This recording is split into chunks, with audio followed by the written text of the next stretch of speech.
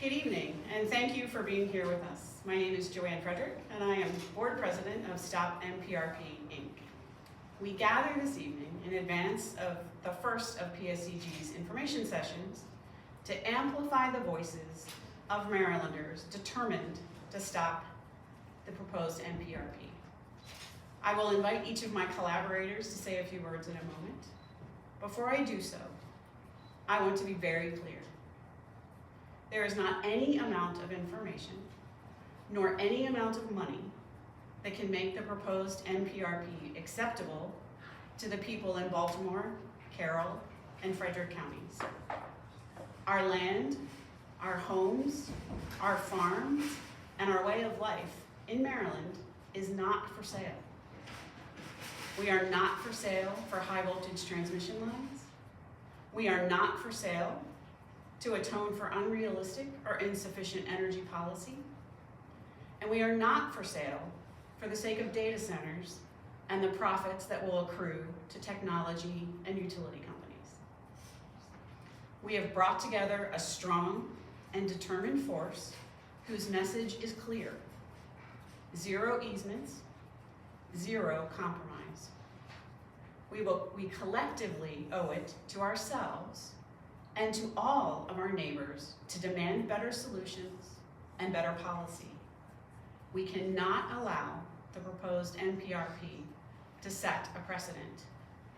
We will continue to just say no. And with that, I'd like to introduce Tyler Huff of the Maryland Farm Bureau. Tyler is the Director of Government Relations for the Maryland Farm Bureau. The Maryland Farm Bureau serves as a united voice of Maryland's farm families. Their organizational strength comes from the active participation of over 9,000 individual family members who belong to the state's 23 local county farm bureau organizations. Tyler? Thank you, Joanne. Agriculture is the backbone of Maryland, and our state's hardworking farmers are the reason that agriculture is Maryland's largest commercial industry. Within our state, agriculture provides over 350,000 jobs, along with the food that feeds those in the local community. The old refrain is true: no farms, no food. But agriculture in Maryland is not without its challenges. In the past 5 years alone, we have lost over 12,000 acres of prime and productive farmland. And the proposed Maryland Piedmont Reliability Project seeks to take even more of this prime and productive land out of production, or out of the hands of the farmers within our state. Without a doubt, energy production is important, but it goes without saying that energy production should not come at the expense of our farmers that are providing the food, fuel, and fiber for our state. The Maryland Farm Bureau remains in steadfast opposition to the MPRP project. But as a grassroots, member-powered organization, our strength relies on our members making their voices heard. Please contact the Maryland Public Service Commission, your elected officials, and relevant parties at PSEG and tell them your story. It is imperative that the decision makers in our state are aware of the disastrous effects that this project could have on our state's family farms. By making our voices heard and working together, we can ensure that farms have a future in Maryland. Thank you, Tyler. And now I'd like to introduce Elizabeth Bauer, who is the board chair of Envision Frederick. Ms. Bauer has been a resident of Frederick County for over 28 years. Envision Frederick's mission is to advance a sustainable, resilient community through civic engagement. She will be giving remarks on behalf of Frederick County Councilman Steve McKay. They're in a council meeting this evening. Elizabeth? Thanks, Joanne. Yes, I'm reading a statement from Steve McKay, who is a Frederick County Council member for District 2, and he is definitely in opposition to the MPRP project. Since last July, residents, farmers, and business owners in Frederick, Carroll, and Baltimore counties have been faced with a life-altering challenge. The Maryland Piedmont Reliability Project threatens their livelihood, their property value, their way of life, and for many, their family heritage. A New Jersey-based electric utility company, the Public Service Enterprise Group, has now selected their final route for the new high-tension electric power line project. Certainly, for some, the project is no longer a direct concern due to the fact that PSEG has now eliminated many alternate route proposals that were originally under consideration. But make no mistake, if this project is approved, it will have a devastating impact across the region. Soon, the Maryland Public Service Commission, PSC, will have the task of reviewing the MPRP proposal and then either to approve or disapprove it. But the PSC is not the approving authority for the MPRP. The Pennsylvania, New Jersey, Maryland Interconnection, or PJM, is the authority that selected and awarded the MPRP project. PJM chose to award a new greenfield project through an already developed area. PJM selected a proposal that was destined to harm Maryland residents, all for the purpose of providing power to Northern Virginia data centers. PJM had a responsibility to minimize the impact of this project on this area and to prioritize project proposals that would maximize the use of existing power line rights of way, ROW. PJM failed in this responsibility. There is still time for PJM to correct their failure. PJM can stop MPRP. PJM can cancel the project award and encourage Baltimore Gas and Electric to bring forward a new proposal, one that would expand the capacity of BJE's existing power line right-of-way from Dobbs Substation to the very same endpoint currently proposed for MPRP.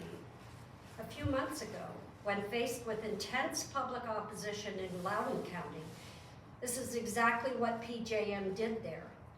They canceled the previously awarded greenfield project and worked with existing power line owners to expand capacity along their current rights of way. I call on PJM to do that here and now. I call on PJM to rescind the MPRP project award and work with BGE on a new proposal, one that doesn't take any new land, one that doesn't harm our residents, farmers, and business owners, and one that we can all live with. PJM has that authority. PJM has used that authority before, and it is high time that PJM exercise that authority once more. Thank you. Thank you, Elizabeth, and thank you to County Councilman McKay for those very powerful remarks. And I'd like to now introduce Senator Chris West, who represents District 42, which is both Northern Baltimore County and Carroll County. He has served in the Senate since 2018 and currently sits on the Judicial Proceedings Committee.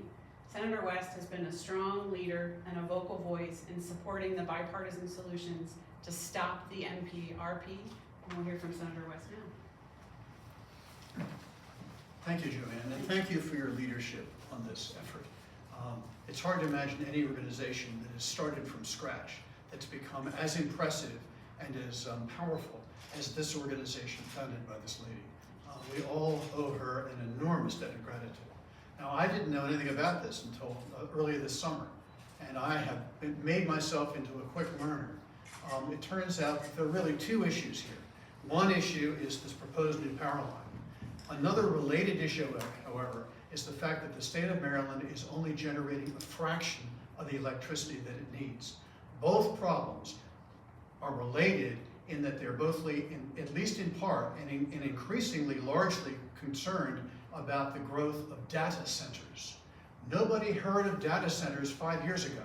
All of a sudden, data centers are a huge part of the landscape, and they're going to transform our lives dramatically unless we do something about them in the near future. So I've prepared an executive summary. I'm going to go through the relevant facts, and then I'll talk briefly about a couple of bills. Firstly, this proposed new electrical transmission line is being planned and will be built by out-of-state organizations.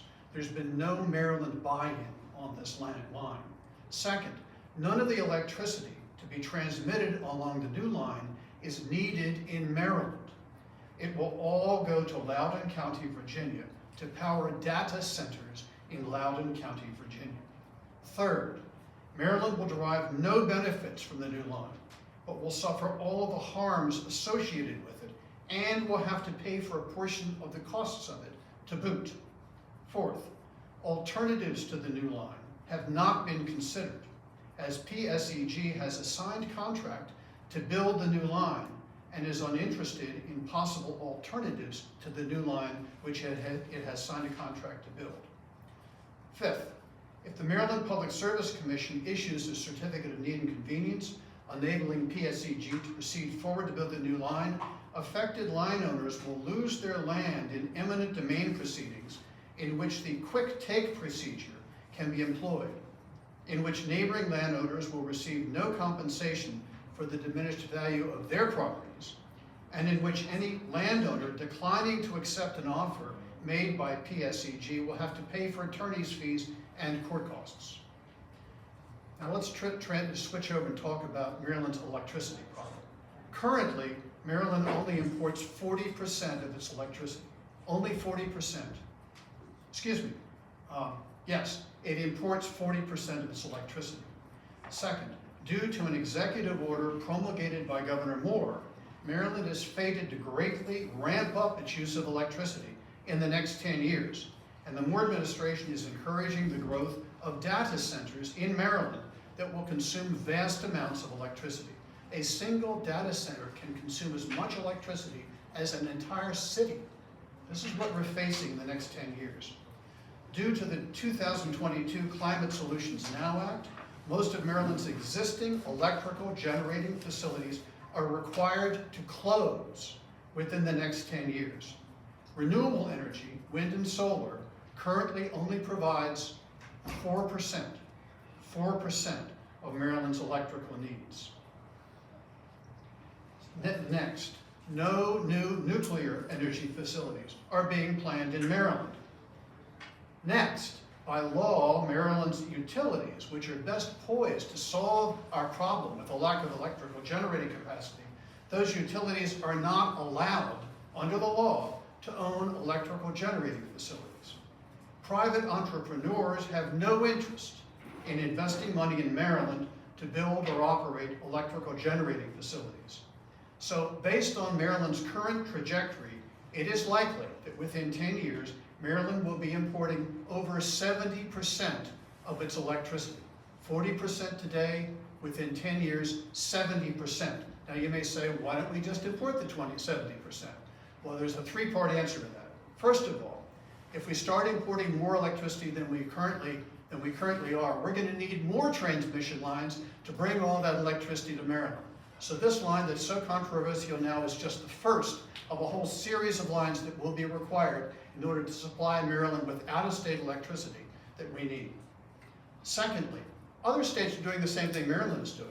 Other states are trying to phase out their fossil fuel plants and go to renewables, but they're having the same problem Maryland is. It's a very, very slow process. And to phase out the fossil fuel generating plants before we have the renewables in place is a disastrous decision, which will produce catastrophic results for our citizens. And that brings me to the final point. Already, with only importing 40% of our electricity from out of state, we are facing a serious demand-supply problem, which is, and we all know when you have a small amount of supply and a growing amount of demand, what happens? Prices go up. Starting this June 1st, the monthly electrical bills, which amount to an annual electrical bill increase for the typical Maryland family, are going to run between $300 and $432 per family here in Maryland. That will affect every single family. Poor families, wealthy families, working class families, every single one is going to experience a massive increase in their electrical bills starting on June 1st, 2025. So I'm going to introduce 6 bills to try to deal with these problems in the General Assembly.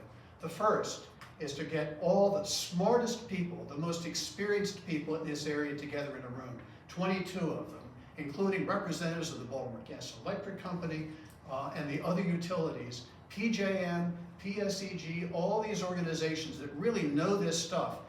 Try to figure out where, if we stay on our current path, where are we going to be in 5 years, 10 years, and 15 years. Where is that trajectory going to take us? Specifically, how much more money are average American families going to have to pay in their monthly electrical bills if we don't change our ways? And then propose a new trajectory which will bring it to a better place where we import no more than 25% of our electricity from out of state. That task force will be given an assignment to render a report by the end of 2025 so that the General Assembly of Maryland can take the recommendations and deal with them in the 2026 session. And in the meantime, my bill would direct the Public Service Commission not to grant a certificate of need and convenience for the construction of any electrical transmission lines until we see what kind of a new trajectory the state of Maryland is on as of the end of the General Assembly session in 2026. Secondly, just flip over the page here. Secondly, the bill would change the law of Maryland to allow our public utilities to actually acquire, construct, and operate electrical generating facilities, which they cannot do right now.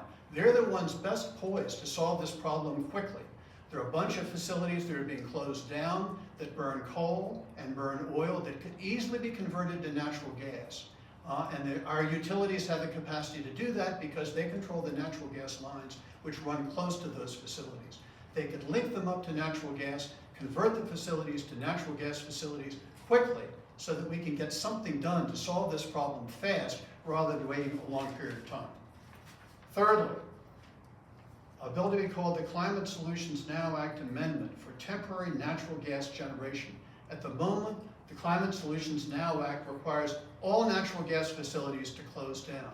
This bill will say, until such time as renewable energy and nuclear energy constitute 50% of the energy that Maryland needs, the natural gas fired generating facilities can continue to operate.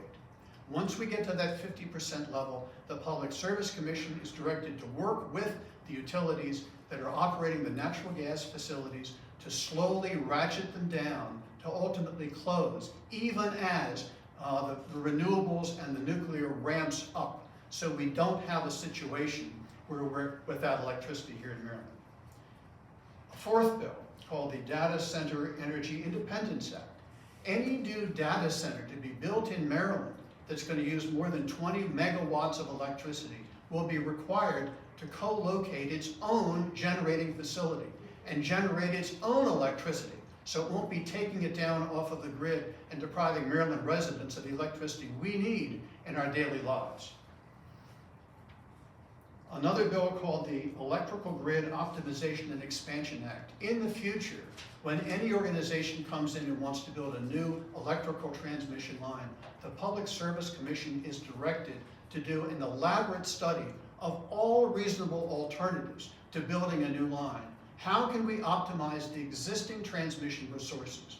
And until they approve a new line, they need to do that study and conclude whether or not we really need a new transmission line under the circumstances.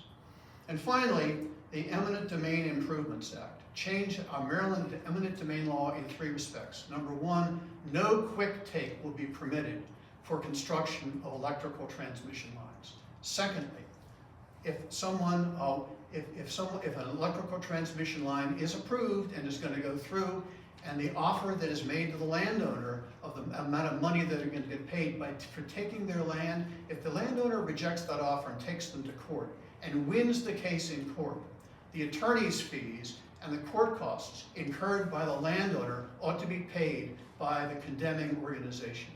And finally, at the moment, Maryland eminent domain law only applies if your land is being taken. So if land is being taken right next to my land, and I've got a house within 100 feet of the condemned land next door, I get nothing because my land is not being taken. It's the land next door that's being taken. I'm going to require that anybody who lives within 150 feet, that's half a football field, anyone who has land within that length, within that distance of the new right-of-way that the transmission company will be taking, has a right to be compensated for the diminution in value of that neighbor's land, as well as the diminution in value of the land of the owner who's being specifically targeted. So those are 6 bills to be introduced in this year's General Assembly, and we'll have to see how they go.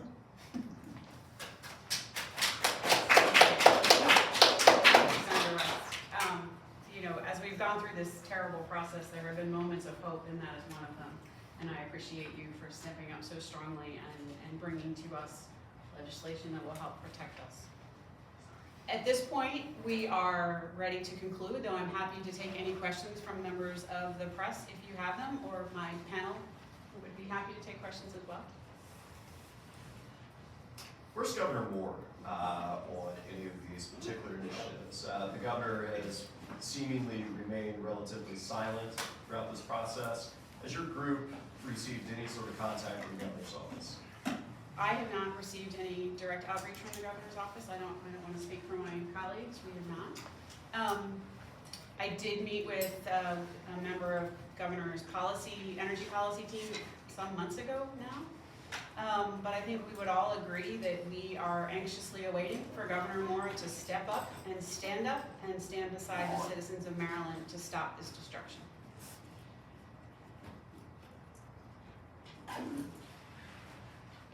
Quick follow-up with that as well. Politics in Washington have recently changed.